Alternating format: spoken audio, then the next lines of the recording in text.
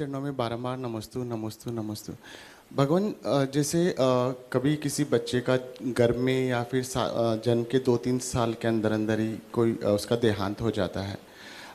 तो उस समय तो उसने कोई कर्म किए नहीं हैं और उसके पिछले कर्मों के कारण ही उसका 2-3 साल के अंदर अंदर देहांत हो गया। तो उसके आगे आने वाले जो कर्म है या आगे आने वाले जन्म है उसका निर्धारण किस तरह से होता है उसका? देखिए, जीव के आने वाले भाव का निर्धारण उसके परिणामों से होता है। यद्यपि केवली के ज्ञान में सब झलक रहा है, लेकिन वर्तमान के परिणाम भविष्य की पर्याय हैं। आज के जो परिणाम है वो पर्याय डिसाइड करेंगे। गर्भ में 2 महीने का बच्चा था और 2 महीने में वो खत्म हो गया। कई बार ये भी होता है कि आया और अंतर मुहूर्त में ही निकल गया, पता ही नहीं चला।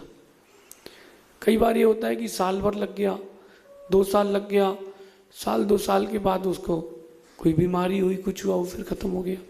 तो बहुत सारी चीज़ें ऐसी होती रहती हैं।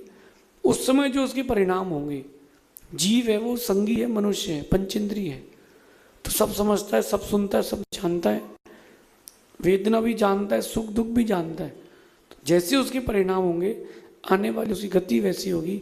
अपन निश्चय नहीं कर सकते कि अल्प समय में चला गया तो उसकी दुर्गति हो गई हो, ये पर निर्णय नहीं कर सकते।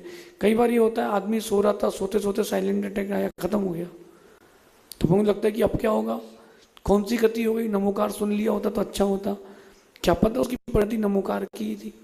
तो जैसी उनकी निजी परिणति होगी, केवल ही जानते हैं उनकी गति क्या होगी, ऐसा समझिए। अगली जिज्ञासा